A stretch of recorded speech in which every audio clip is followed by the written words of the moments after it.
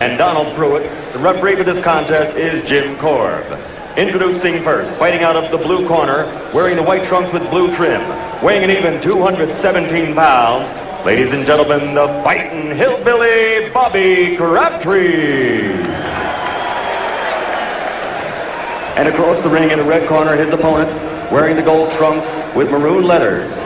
His professional record 25-0 with 25 KOs. He weighs in tonight at 231 pounds. He's the former WBO light heavyweight champion of the world. Ladies and gentlemen, Michael Moorer. Well, the incredible thing about this fight is that Michael Moorer, big punching and unbeaten, comes in at 16 stone, 7 pounds. This is a fellow who is a light heavyweight, 4 stone below this just 11 months ago. So it really is an incredible weight addition. But Moorer is an explosive puncher. He was as a light heavyweight, and so far he's been much the same in his brief career at heavyweight, and they're talking about putting him in pretty soon with that great prospect Riddick Bro. Bobby Crabtree, well, he's one of the great opponents. He's been knocked out or stopped 20 times in a career of 67 fights. Noel Corliss in 1987 knocked him out in 1 round. It looks as if it might be a terrible mismatch, and it might be pretty short. Yeah, well, the amazing thing is, as you say, Ian, Moorer's weight, 16 stone 7. I know Christmas is coming, and they must have been fattening him up for it. I don't know whether it's a deliberate strategy or whether he just hasn't been in serious training for this fight or what. Crabtree, though, he can hit. He's got 40 knockouts on his record of his 43 wins, but they've been in pretty modest company usually. That wasn't a bad left to the head from Crabtree, in fact.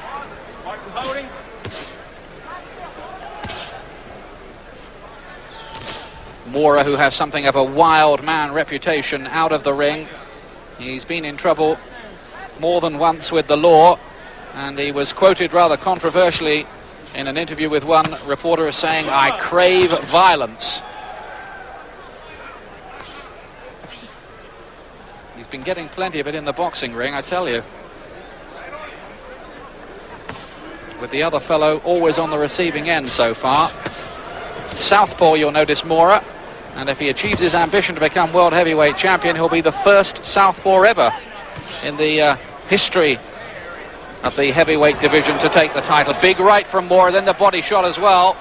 Crabtree having to cover up on the ropes. Yeah, I don't think this is going to go too far, Ian. Moorer is so much better than this boy Crabtree.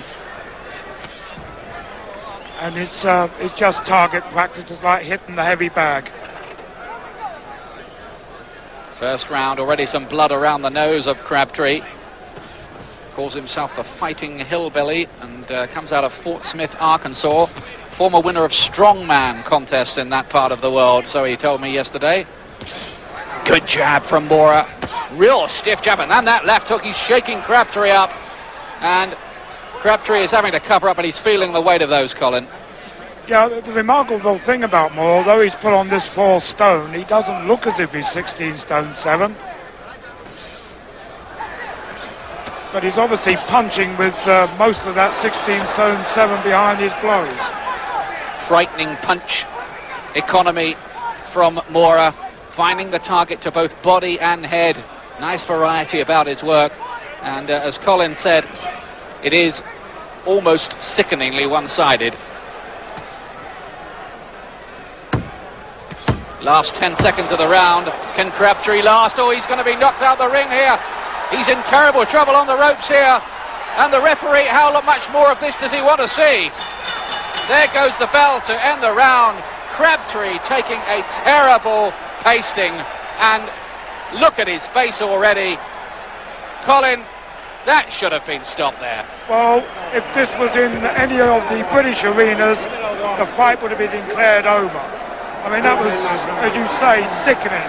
And of course, we are a little more sensitive than most in view of what's happened recently to Michael Watson. But that sort of thing doesn't do boxing any good at all. He's out of his depth, out of his class, and he's taken unnecessary battering there.